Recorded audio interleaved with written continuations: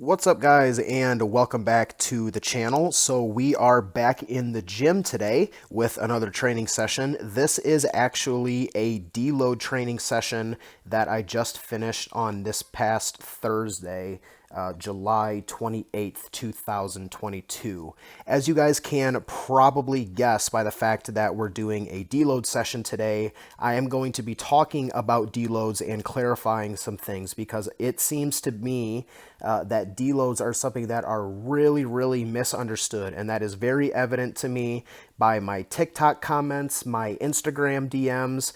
Anytime that I post something about a deload, it always sparks a lot of conversation and a lot of questions. And I totally understand that because this is not something that is frequently talked about within the hypertrophy community up until about the past couple of years when we start to have some really good evidence-based coaches coming forward and talking about the benefits of deloading. And so it's not something that a lot of people are very familiar with and have a hard time kind of understanding the basic concepts for. And so my goal with this video is to try and describe the deload phase in a way that is very simplified so that we can really get a better understanding of what this is so we can better understand how we can use it to benefit us. So first things first, what is a deload phase?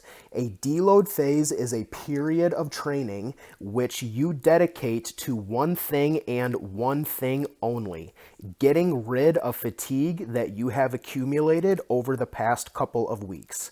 If your training program is effective, as you're going through week by week, you should be getting better and better and better at your lifts. And that is obviously the picture perfect scenario. That is what we want to happen. But that does not come without a cost. As we continuously place a stimulus on our body that it has never experienced before, we accumulate fatigue bit by bit. And eventually that amount of fatigue is going to build up and accumulate in a level that is so strong that we cannot continue pushing at the rate in which we have been doing. Otherwise, we're going to stop making progress, we're going to injure ourselves, or a combination of those two things. And I think it's really important that we understand the overarching goal of a deload is to get rid of fatigue, because that brings up a very important next question, which is how do we get rid of the fatigue? And the answer to this question is that there are various ways that we can get rid of fatigue, and it doesn't really matter which way that we choose. As long as we are getting rid of fatigue in our body, we are accomplishing what we want to accomplish with a deload. And it ultimately comes down to personal preference, which ways that you prefer to do that. Think about all of the things that we can manipulate in our training programs in order to change the stimulus that we're putting on our body. Volume, we can adjust. Frequency, we can adjust. Intensity, we can adjust.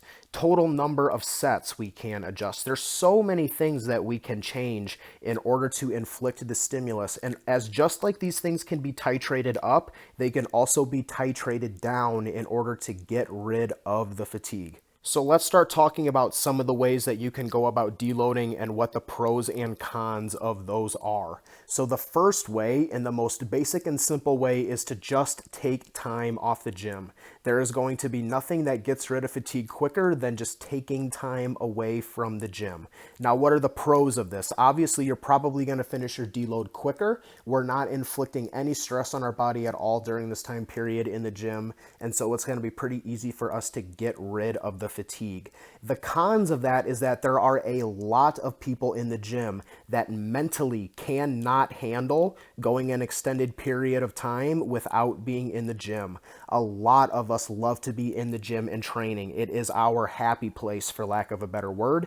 It is the place that we want to be spending the most amount of time. And so even though on paper that looks like it would be the best way to get rid of fatigue, that actually is probably not going to be the best way for those people that can't mentally handle that, because it's going to cause a lot of psychological stress, which is just going to keep that fatigue accumulating and keep it from going away. So if you're someone who has to be in the gym because that's the place that you want to be, how do you go about deloading while still training? And as I mentioned before, all that we're going to do is we're going to manipulate the main variables. frequency, total volume, and intensity. And we're going to down-regulate those in a way that still provides a good hypertrophy stimulus, but is going to be a significant reduction from what our body is accustomed to at this point. My preferred way of deloading, personally, is to reduce the total amount of volume significantly, but still keep the intensity high. So let's take a look at this exact session that I'm doing right now. I'm gonna throw up a screenshot of what this session looks like when I'm training it at full volume. You guys will see that I am doing 11 total working sets in this session. Now in my deload session, which I'm gonna pop up right now, this is what I'm doing. You can see that I'm only doing 6 working sets.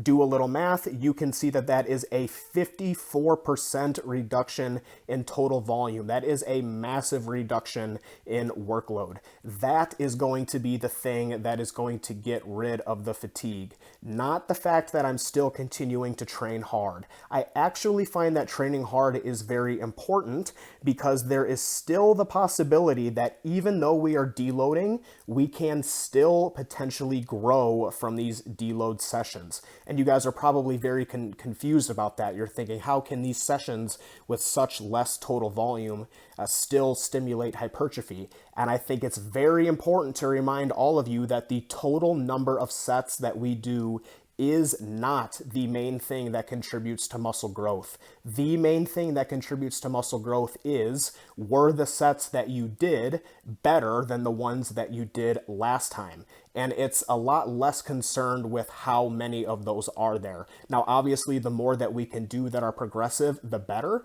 But even if we reduce our total sets by a significant portion, but still take progressions in performance across our lifts, I believe that that stimulus is still strong enough to potentially cause a hypertrophic effect while also being a significant reduction in workload so that it also gets rid of fatigue at the same exact time. So you're kind of accomplishing 2 things at once here.